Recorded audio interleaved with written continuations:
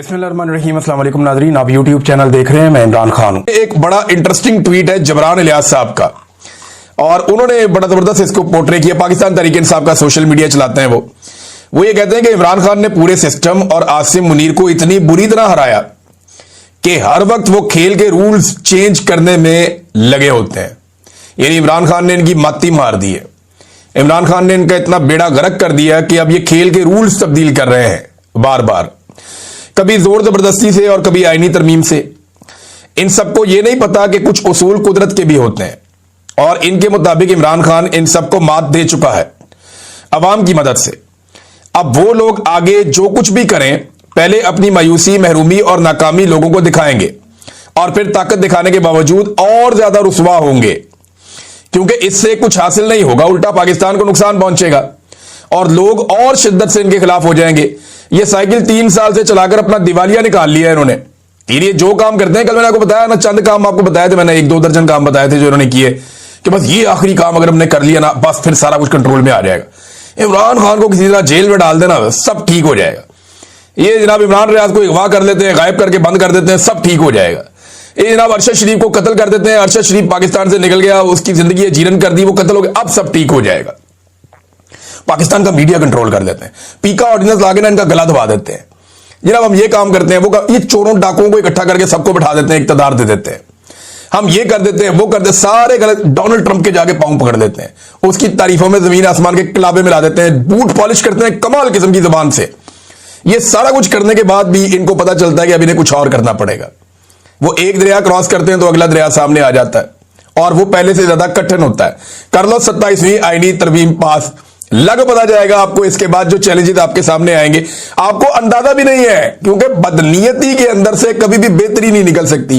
ये बदनीयत है, अपनी अपनी नौकरी, अपनी अपनी हुकूमत और अपने अपनी कुर्सी के चक्कर में, और इनको हमेशा ये याद रखना पड़ेगा जो अभी जबरान साहब ने कहा कि कुदरत का भी एक कानून होता है और उसका भी एक इंसाफ होता है, और वो इनको नजर आता है वक्त के साथ साथ।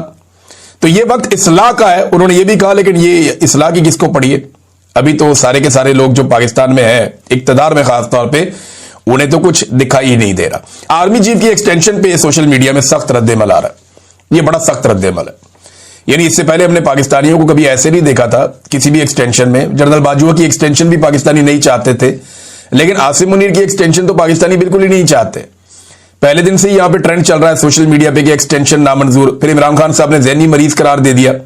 अब ज़हनी मरीज कहने के बाद इमरान खान साहब ने एक नेक्स्ट लेवल पे इस लड़ाई को पहुंचा दिया है, और उसके बाद जो बातें आकर बताई सुहेल अफरीदी ने, और अभी सुहेल अफरीदी ने जो बातें बताई है ना, ये कुछ भी नहीं है।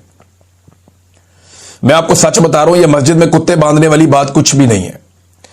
जो ऑपरेशन ज़दा इलाकों में वहां के लोगों के साथ हुआ है, और जो वाकयात हैं, वो अगर वहां के लोग सुना दें ना, तो पाकिस्तानियों के पंजाब में बैठे हुए और सिंध में बैठे हुए कानों से धुएं निकल आएंगे। हत्ता के पेशावर के लोग नहीं जानते कि ऑपरेशन ज़दा इलाकों में क्या कुछ हुआ और किस तरीके से हुआ। ये बातें अब सुहेल अफरीदी ने बताना सिर्फ शुरू की हैं, और ये नुक्ता आगाज है। मेरे ख्याल में जितनी जल्दी हो इस मामले को समेट लें और अवाम का मैंडेट तस्लीम करें, उससे माफी मांगे कि हमने तेरे साथ ज्यादती की, भाई आप अपना काम करें, हमें हमारा काम करने दें।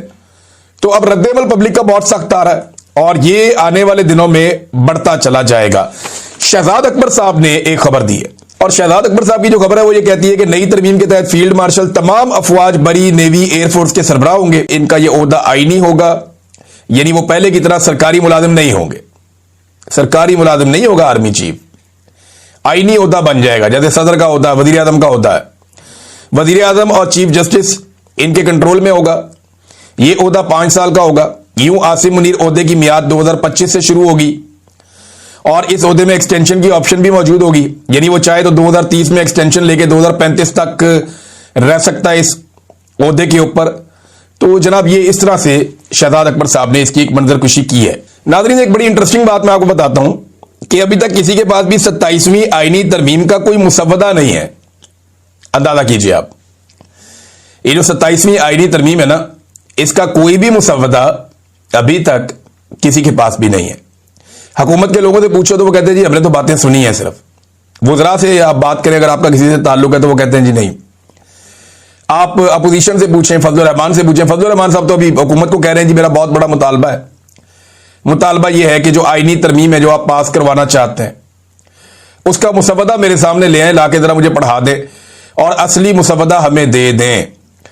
अंदाजा करें पाकिस्तान के अंदर एक आईनी तरमीम हो रही है और किसी को नहीं पता कि इसका एक्चुअल मुसवदा क्या है और इसके अंदर क्या लिखा है और वो कौन सी चीज है आईन में जिसमें इस वक्त की मिलिट्री एस्टेब्लिशमेंट मौजूदा कठपुतली हुकूमत से तरमीम करवाना चाहती है। इसके बारे में कोई खबर बाहर नहीं आ रही, किसी को नहीं पता कि इस मुसवदे के अंदर है क्या या ये करवाना क्या चाह रहे हैं, किसी को कुछ पता नहीं है। लेकिन पाकिस्तान के अंदर ना मैंने लोगों का किबला बदलते हुए देखा है। ये नजम सेठी साहब हो गए, बहुत सारे और सहाफी हो गए, ये दिन रात इमरान खान साहब के दौर के अंदर जमहूरियत के राग अलापते थे। इमरान खान ने एक दिन कहा कि वो सख्ती करना चाहते हैं करप्शन के खिलाफ, जैसे चाइना की उन्होंने मिसाल दी, तो साथ ही इन सब ने रोना पिटना शुरू कर दिया। इन्होंने ऊंची ऊंची मुर्गों की तरह अदाने देना शुरू कर दी, रोना शुरू कर दिया कि जनाब नहीं, ये तो इमरान खान मुल्क में डिक्टेटरशिप लेकर आना चाहता है, ये तो जमहूरियत का कत्ल करना चाहता है। और हमेशा ये कहते थे कि बदतरीन जमहूरियत भी बेहतरीन आमरीयत से बहुत बेहतर होती है। इस किस्म की बातें कर करके इन्होंने कौम को जमहूरियत का चूरन बेचा बड़ा लंबा अरसा। और अब आप इनकी असल औकात चेक करें कि जिस वक्त इनको डंडा पड़ता है ना, या जिस वक्त इनके अपने मफादात के सामने कोई रुकावट आती है, तो ये अपने मफादात के लिए अपने नजरियात को कुर्बान कर देते हैं। मिसाल के तौर पे ये देखें नजम सेठी अब क्या कह रहे हैं, सारी दुनिया में जमहूरियत से रोमांस खत्म हो रहा है। भाई पूरे यूरोप के अंदर जमहूरियत है, अमेरिका के अंदर जमहूरियत है। अभी अमेरिका में डोनाल्ड ट्रंप के खिलाफ उम्मीदवार जीत गया न्यूयॉर्क से, ममदानी। 2 दिन पहले उसको सारे मुबारकबादें दे रहे थे, अब कह रही पूरी दुनिया से जमहूरियत का रोमांस खत्म हो रहा है। अब सारी दुनिया चाइना की तरफ देख रही है, ऑस्ट्रेलिया में जमहूरियत है, न्यूजीलैंड में जमहूरियत है, जापान में, दुनिया के हर मुल्क में आप जहां चले जाएं, इंडिया इतना बड़ा मुल्क है, वहां पर जमहूरियत है। अफगानिस्तान की तरफ जमहूरियत मांग रहे हैं कि जनाब वहां पर अवामी हुकूमत होनी चाहिए। तो सारी दुनिया चाइना की तरफ देख रही है जहां 1 पार्टी सिस्टम है, हम भी उस तरफ देख रहे हैं। जमहूरियत में गरीब को कोई फायदा नहीं होता, अमीर को फायदा होता है। सारी दुनिया की डिक्टेटरशिप चाइना की तरफ देख रही है। अब नेशनल सिक्योरिटी एस्टेब्लिशमेंट इस मुल्क को आईनी तौर पर इस पार्लियामेंट की मोहर के साथ चलाएगी। अंदाजा करें नाजरीन, बिल्कुल कैटेगोरिकली क्लियरली कह दिया उन्होंने कि ठीक है जनाब, उसको जस्टिफाई कर रहे हैं कि पाकिस्तान की मिलिट्री एस्टेब्लिशमेंट या सिक्योरिटी एस्टेब्लिशमेंट जो है वो पाकिस्तान को चलाएगी और स्टीयरिंग के ऊपर बिठाया हुआ होगा कठपुतलियों को। ये कठपुतली जो आजकल बैठे हुए हैं जिनके जरिए से आईनी तरमीम करवाई जा रही है।